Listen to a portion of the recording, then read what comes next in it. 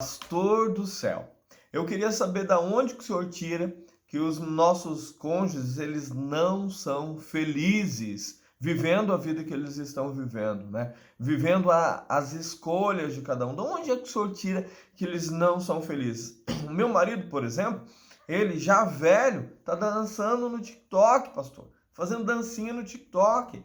A minha esposa que sempre séria, sempre bem contida, agora tá aí inventando nas redes sociais. Pastor, eu vejo as fotos, eu ouço as pessoas falando que eles estão muito bem. Da onde é que o senhor tira que eles não estão bem, que eles não são felizes, que eles não têm paz? Ora, queridos, eu não precisava de nada além do próprio relato deles dizendo que não estão bem. Eu recebo mensagem todos os dias: pastor, eu não sou feliz, eu não estou vivendo bem, eu não quero continuar nisso, mas eu não consigo sair. Eu recebo mensagem todos os dias nesse sentido, de que essas pessoas estão vivendo mal, vivendo pessimamente. Há relatos de pessoas que vêm até mim, há inúmeros relatos de testemunhos que vocês têm aí nos canais, de pessoas que passaram pelo outro lado e relatam que não eram felizes, que não eram realizados.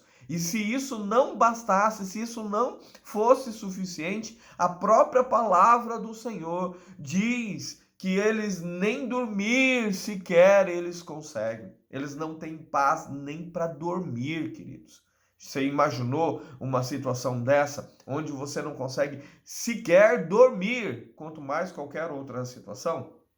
Pois é exatamente isso que seu marido está vivendo, que sua esposa está vivendo. A Bíblia diz lá em Provérbios, capítulo 4, no verso 16, pois eles não dormem, se não fazem mal. Ele foge deles o sono, se não fizerem alguém tropeçar. A vida deles está sempre nessa angústia de fazer alguma coisa, de se mostrar de alguma forma, de querer machucar alguém, de querer causar dor em alguém. Eles não vivem bem. As pessoas que vivem no pecado, eles vivem achando um meio, uma forma de cada vez mais mergulhar no pecado, porque não existe paz dentro deles. Não há paz dentro de pessoas que estão longe da presença de Deus. O que eles procuram? Eles procuram sempre estar fazendo algo para aplacar esse sentimento, para aplacar a situação que eles estão vivenciando. Eles não têm paz, não têm um pingo de paz. A Bíblia diz que fogem deles o sono, queridos. Foge deles o sono. Não adianta a gente achar que eles estão bem, porque não estão. Lá em Isaías, capítulo 57, verso 20, vai dizer que os ímpios, eles são como o mar revolto, que não se pode aquietar, e as suas águas lançam de si lama e lodo. Não tem nada de bom que saia deles. Não tem nada de bom que eles possam oferecer. E não há nada de bom dentro deles. A Bíblia diz que a boca fala daquilo que o coração está cheio. Já viu como que é difícil conversar com o marido que foi embora? Como que é difícil conversar com a esposa que está vivendo uma outra história? Você acha que pessoas felizes teriam esse tipo de comportamento que o seu marido tem em frente a você? Que a sua esposa tem? Sempre com as armas em punho, sempre procurando se defender, mas se defender exatamente do quê? Não há uma guerra, mas eles acham que há uma guerra contra eles. Eles acham que estão numa guerra pessoal contra eu, contra você, contra nós, os cônjuges. Eles não têm paz dentro deles e eles manifestam isso da forma mais vil possível. Quantos e quantos são relatos de cônjuges que numa simples conversa conseguem machucar o outro? Quantos são os cônjuges que afrontam os homens e mulheres estranhas que fazem isso rotineiramente? Se fossem pessoas felizes, realizadas, queridos, seguiriam suas vidas e não maltratariam, não entrariam em contato. Quantas são as mulheres, as pretensas amantes que pegam o telefone, que tiram foto do marido deitado ali? Homens também fazem isso. Quantas são essas pessoas, queridos, homens e mulheres, fazendo coisas terríveis? Por quê, queridos? Porque eles não têm paz consigo mesmo, eles não conseguem dormir. A Bíblia diz que o sono foge deles. Nem dormir à noite, homens e mulheres estranhos conseguem, nem o seu marido. Seu marido vive caçando situações para te colocar em embaraço. Sua esposa vive fazendo isso, mas é porque eles são ímpios. Ímpios são pessoas distantes de Deus, que não vivem de acordo com os padrões do Senhor, que vivem de acordo com suas próprias vontades, com seus próprios desejos, e aí dentro deles surge a vontade de fazer mal às outras pessoas.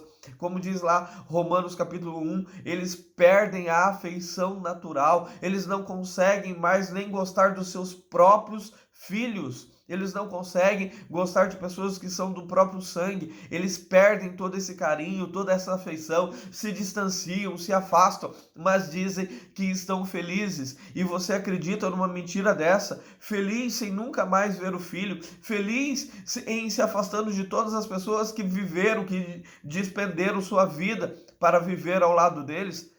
Não, eles não são felizes. A realidade aponta para isso, e não bastando a realidade, os textos bíblicos vão nessa direção de afirmar que pessoas que estão distantes de Deus vivem para praticar a maldade, vivem para satisfazer os seus próprios desejos, as suas próprias vontades, as suas próprias concupiscências carnais, o desejo do pecado, o desejo de Satanás, que os enlaça, que os enreda e faz com que eles vivam justamente para defender os interesses malignos e não os interesses de Deus. E uma vez estando nessa condição, eles nem sequer conseguem dormir à noite.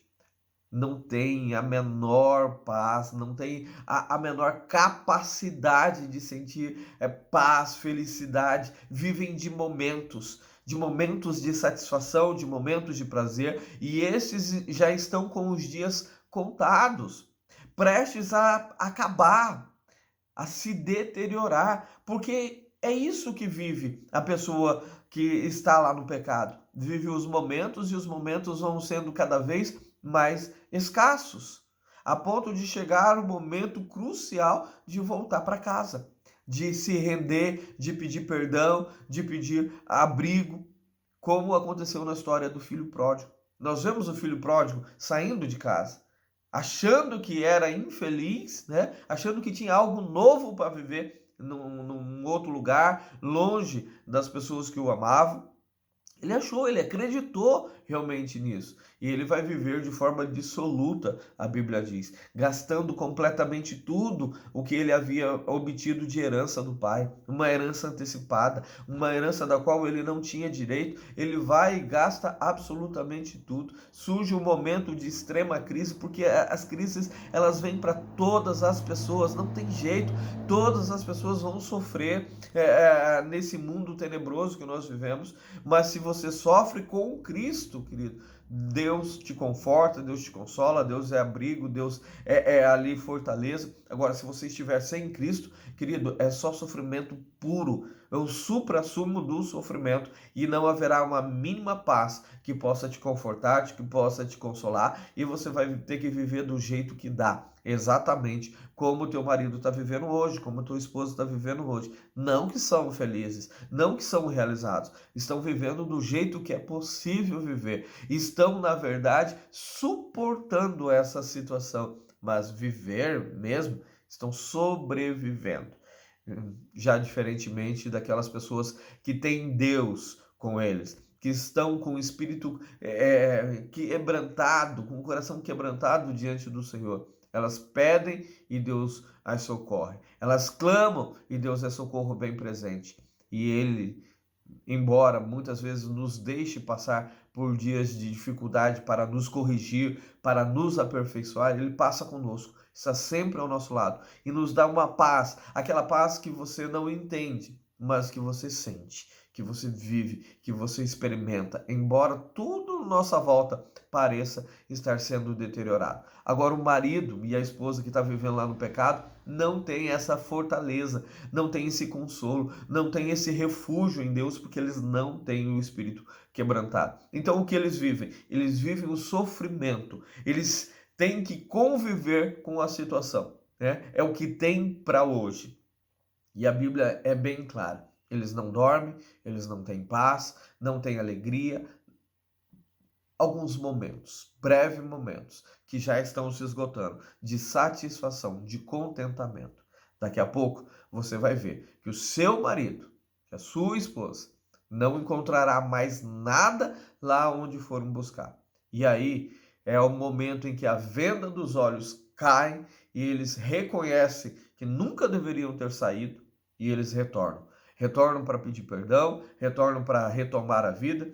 E você deve, assim como o pai do filho pródigo, você deve estar pronto para receber o seu marido, pronto para receber a sua esposa, tendo o coração limpo, tendo o coração que perdoa, porque eles vão necessitar e muito de você para aplacar todo esse tempo que eles viveram debaixo do pecado e que eles não tinham paz, nem sequer quando deitavam suas cabeças no travesseiro. Que Deus te abençoe, fique na paz e até o nosso próximo encontro.